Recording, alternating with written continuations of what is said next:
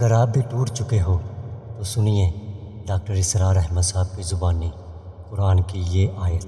یا ایھا الذین آمنوا استعینوا بالصبر والصلاۃ ان اللہ مع الصابرین، یقیناً اللہ ساتھ ہے صبر کرنے والا۔ ساتھ کس معنی میں؟ ویسے تو اللہ ہر انسان کے ساتھ ہے، ہوا معکم اینما کنتم، تم جہاں کہیں بھی ہوتے ہو وہ تمہارے ساتھ ہوگا۔ نحن اقرب الیہ من حبل الورید، ہم تو انسان سے اس کی شہرک سے بھی زیادہ قریب ہیں۔ یہاں کس معنی میں؟ ساتھ ہونے کا مطلب نصرت، تائید، مدد، پشت پناہی۔ ان اللہ مع الصابرین، اللہ صبر کرنے والوں کی پشت پناہ، مددگار ہے، تائید کرتا ہے، ہمت بندھاتا ہے، دلجوئیاں کرتا ہے۔ ان اللہ مع الصابرین، یہی بات کہی تھی حضرت موسیٰ علیہ السلام نے جب آخری مرحلہ آ گیا، اپنی قوم کو جب نکال کر لے کر جا رہے تھے، آگے سمندر آ گیا اور پیچھے جو ہے وہ فرعون لاؤ لشکر سمیت آ رہا ہے، اور دھوئیں کے بادل اور یہ ریت کے اور گرد کے بادل جو ہیں وہ دھوئیں کے مانند اٹھ رہے ہیں۔ تو اصحاب موسیٰ نے کیا کہا، انا لمدرکون، ہے موسیٰ ہم تو پکڑے گئے، ہم سب کے سب یہاں ہلاک ہو جائیں۔ لیکن نہیں، حضرت موسیٰ کا جواب کیا تھا، کلا ان معی ربی سیہدین، ہرگز نہیں، میرے ساتھ میرا رب ہے، وہ راستہ دے گا۔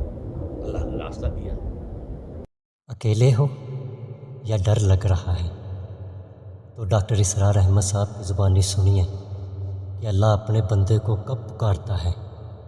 اجیب دعوت الداع اذا دعان، یہ ہے وہ دعا، میں ہر پکارنے والے کی پکار، ہر دعا کرنے والے کی دعا کو سنتا ہوں، قبول کرتا ہوں، جواب دیتا ہوں جہاں کہیں بھی مجھے پکار۔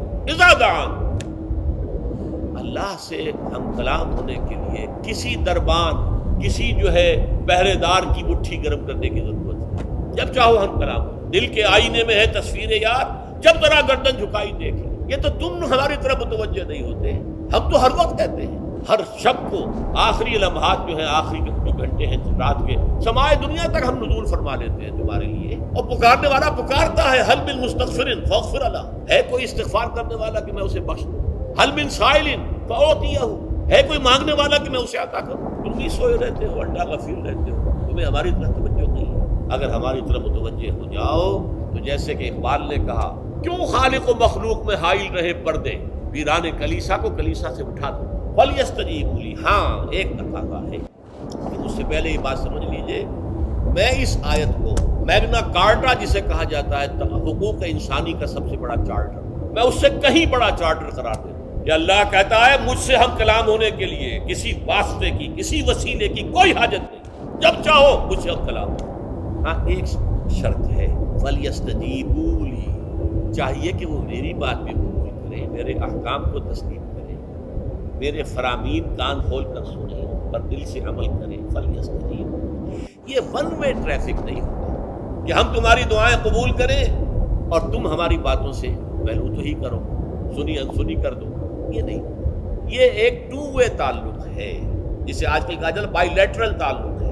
بائی لیٹرل تعلق ہے اللہ اور بندے کے درمیان، بندہ توبہ کرتا ہے معاصی سے، اللہ تعالیٰ بھی اس کے لیے بھی لفظ تواب ہے، وہ بھی اپنی رحمت کے ساتھ دوبارہ متوجہ ہے۔ تم اللہ کو یاد کرو، فاذکرونی اذکرکم، مجھے یاد رکھو میں تمہیں یاد رکھوں۔ ان تنصروا اللہ ینصرکم، اگر تم اللہ کی مدد کرو گے اللہ تمہاری مدد کرے گا۔ یہ ہے دو طرفہ مدد۔ اسی طریقے سے تم چاہتے ہو کہ میں تمہاری دعائیں قبول کروں، اجیب دعوت الداع اذا دعان، میں ہر پکارنے والے کی پکار کو سنتا ہوں، جب اور جہاں، ویئر اینڈ وین وہ مجھے پکارے۔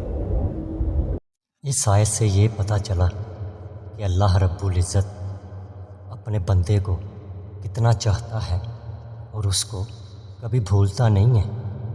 ویڈیو اچھی لگی ہو تو چینل کو سبسکرائب کریں اور ویڈیو کو لائک اور شیئر کریں۔ جزاک اللہ۔